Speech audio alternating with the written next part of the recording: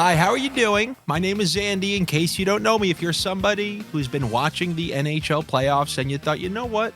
I saw one of these advertisements. I would like to place a bet on one of these games. So you went to YouTube and you searched NHL bets and you clicked the first face that was under that, and that was my big blue face. And now you're here watching this video. By the way, I call you a Westworld searcher. That's the term I have for you. You're somebody where if you were a programmed robot in Westworld and your sole job was to place bets on hockey, that's what they would program into you, going into YouTube and searching NHL bets and watching the first video. So welcome, you're a Westworld searcher. My name is Andy. Do you want to know why I'm doing this? I had no intention on doing this. I was a content creator. I was a performer in Los Angeles, and the company Odd Shopper brought me in to make a couple of videos for their Instagram because I did a small fantasy football thing with one of my friends, and they're like, we need some stuff for our social media. Would you mind making a couple of Instagram videos, a couple of TikToks? I said, no problem. You're going to pay me to do it, and I can say whatever I want? Sports? Okay, no problem. So they brought me on to do that, but it was in the middle of May. There was no football for months. And they happened to say, well, maybe would you want to make it for some other sport? What other sports do you know? I said, interestingly enough, the NFL is my second most knowledgeable sport. I never brought up my first one because most people never want to talk about hockey. Hockey is what I know and played and is what I'm most knowledgeable at by a mile. So if you ever need somebody to do hockey stuff, you don't even have to think to ask me. I don't have to think because I know everything backwards and forwards. They're like, all right, cool, I'll keep that in mind. So then the playoffs came along. I was waiting for the fall to kind of make a couple of 1-minute videos for them. They said, hey, we don't have somebody doing any hockey videos because obviously it's the least popular of the 4 major sports. Would you want to try making daily videos for the NHL playoffs? I said, really? You just want me to make a video for the games that are going on that day and just say what I like and whatnot? They said, yeah, no problem. Well, let's just say I demonstrated the best of my hockey knowledge, and I made people so much. I don't care about people. I was so correct that they said, please, can you do this next season?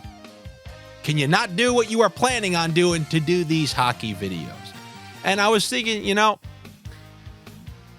all right, they're going to pay me to talk about hockey, and I don't have to wear a suit and tie, and I can just make these myself and send it to them.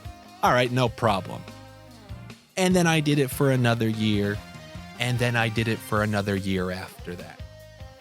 There are people who go, oh, I'm a pro bettor, I am none of the above. I am a guy who got popular because I made people fat stacks of money and no other reason. I never wanted to be here. Jon Snow never wanted to be king, and either did I, but it was the Sniffs that brought me here, and it's the Sniffs that probably brought you here. And now, with that said, I currently have an Orc Liaison. In the comments, there are many orcs. They type in all caps. They're one bad day away from being in the news. These are crazy people from time to time. So I now have an Orc Liaison who kind of goes through that and they just let me know. They translate it like a foreign tribal language into what was said down there in case I ever need to address anything. So I get a text from him, and it's just the orc emoji. They got that in iOS. Now there's just an orc standing there. Well, I get that, and I go, okay, well, what are they orcing about now? And the translation was a couple of Ranger fans, I think, are pretty upset. I said, all right, no problem. I can address that. Apparently, I guess there were some upset Ranger fans, so allow me to explain myself in a normal, calm fashion, because this kind of reminds me of 2 years ago. Anybody who is here, I was betting against Ryan Strome to register a point in game after game after game after game. And I was called out because he was an ex-Islander, and it was thought that, oh, he's just betting against him because he's doing well on the Rangers and he's an angry Islander fan. Until he literally blew a wide open net in Game 5 against the Lightning that blew the series for them and went pointless. Everybody made money. I want to talk to all you Ranger fans out there. 2 years ago, I can link these videos. my favorite pick to win in round one against the Pittsburgh Penguins. The New York Rangers at -110 against the Pittsburgh Penguins were also -110. And the Pittsburgh Penguins, they haven't won a playoff series. I mean, they're 0-3 in their last 3 playoff series. They've been eliminated in the first round 3 straight seasons, and I don't see how this is any different. They're starting on the road, and then you have Shesterkin, the Vezina winner, definitely, potential MVP winner, Hart Trophy. And when you take that versus Shesterkin with the Rangers, who are amped up, with a coach who has done very well in the playoffs, give me the Rangers. Well, the Rangers got the crap absolutely kicked out of them games 1 through 5.5 of that series. Shesterkin got pulled in games 3 and 4, and they were trailing in game 5. And then Trouba came with one of those Macho Man, Randy Savage flying elbows, took Crosby out of that game, and took Crosby out of the series until game 7. And they won every game Crosby was out, and then won in overtime game 7. So I ended up getting through that by the skin of my teeth. Then, in the very next series, the Rangers lost games 1 and 2. And the Ranger fans were done with it, saying, oh, well, we got our experience. I was like, no, Ranger fans, you're coming home. This Carolina team really struggles on the road. I'm taking the New York Rangers in game 3. I'm taking the New York Rangers in game 4.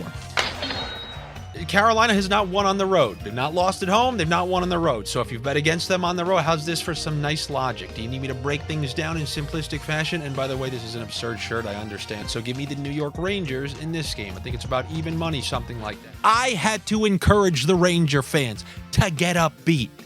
And they won game 3. And they won game 4. And then I took them again in game 6. Then I obviously took the Lightning in the following series because the back-to-back Stanley Cup champs, I had seen them up close and personal, and they did exactly what I thought they were going to do. But I thought that was going to be a crucial learning and building block for those New York Rangers. In that Lightning series, they went up 2-0. So they won a game 7 against Carolina. They went up 2-0, and they lost a tough series. They lost 4 games in a row. They were exhausted. It's understandable. First time in the playoffs. So then they get another year under their belt with the coach. They have another 100-point season, I believe. And now they have that experience. They've been there once. They dealt with that conference final loss. They're a little bit seasoned. I tell everybody, I tell most of the sniffers watching this channel, guys, they're playing the roller hockey Devils. This Rangers team learned valuable lessons last year. This is a roller hockey, no defense New Jersey Devils team. The Rangers are one of my favorite round 1 bets. They destroy the Devils in games 1 and 2. They're up 2-0 in the series. And I watched the Rangers wither away. Their power play cooled down, and they lost 4 of 5 games, much to my chagrin. I was asked, oh, it seems like you have a personal thing again. No, the Rangers have shown their ability to tank once things go wrong. And you can try to make the argument, this is a new, it's the exact same team playing the exact same style with a new coach who's been bouncing around the division and has had no sustained success in all the other teams with the Metro. And all of the Rangers metrics from the power play, the 5-on-5, it all coincides with the previous couple of years. So I'm not willing. I gave them my trust. If you had I gave them my trust. And the Devils the inexperienced nobody Devils who got destroyed by Carolina in the following round beat them 4 of 5. In 2 straight years, I've had to watch the Rangers. I picked them in that Pittsburgh series. They should have lost if Crosby was out. They got through that. 2 straight years, they went up 2-0 and lost. One time 4 in a row, and the next year 4 of 5. I'm sorry, I cannot get behind that team. It has nothing to do with the New York Rangers. How many times could I pick them in the last 2 years? I never let any sort of personal gripes get in between my sniffs. 2 years ago, Colorado won the President's Trophy. It was all run and gun. They won 6 in a row in the playoffs, and I took Vegas to win that series. I showed you the ticket to prove it. Then, Same type of thing the next year. The Florida Panthers, the President's Trophy winning team. I said, this is a scam team. This whole cardiac cats thing. There's no such thing as coming back against a structured team who has a lead and knows how to shut things down. They got waxed by the Tampa Bay Lightning. Every time the Lightning had a lead, they held it. The cardiac cats came back no more. Whether you're talking about the Oilers power play or the Rangers, the scams always eventually run out. You can get 1 round, 2 round, it's rare you get the third, but 4 rounds of that unsustainable style, even for the Oilers have the scam side of the bracket, but still, whether it's the conference final or that they don't look at last night, by the way. Look at last night. So there is nothing personal with the Rangers. I do not trust this team that I've seen in back-to-back years. I gave them my trust last year. They lost it. It's the same team, and there was no epiphany with them. I will say the penalty kill got a little better. I trust Shesterkin. I have him behind Vasilevsky in the Hell Bowl. There's nothing personal. I just don't have a ton of faith in this iteration of the Rangers team. And now let's go on to this Rangers Game 3. In the previous 2 years, that Game 3 has been the pivotal moment. They had leads. The Rangers had a 2-0 lead halfway through Game 3 of Tampa Bay in the conference finals. They had a 1-0 lead on their own home ice against the Devils when the Devils were down 2-0. They lost both of those games by 1 goal. And this is going to be their opportunity. If they win this game, then there are no parallels with the previous Rangers. And I will tell you, it does me no good. It does me no good, but I will say this. The numbers on this channel, the people on the Patreon, they haven't all been here because losses have come their way. For the most part, over time, you see the sniffs come to fruition. The Oilers are a scam. Vancouver's a scam. And yes, I still believe, by the way, they're a great team. When I say scam, I mean we're in the final 8. The Rangers are a great team. We are in the final 8. When I say scam, I mean winning the Stanley Cup. And I say President's Trophy when you're an underdog like today. I thought I was going to be able to come here and say, all right, guys, we got Carolina minus 140, and we can maybe do a little under 7.5 to bring it to... Yeah, I can't even do that because they're like minus 180 favorites. So we're going to have to get a little creative. I am going to take the Carolina Hurricanes, and in case history repeats itself for a 3rd straight year and lightning strikes 3 times, don't they say...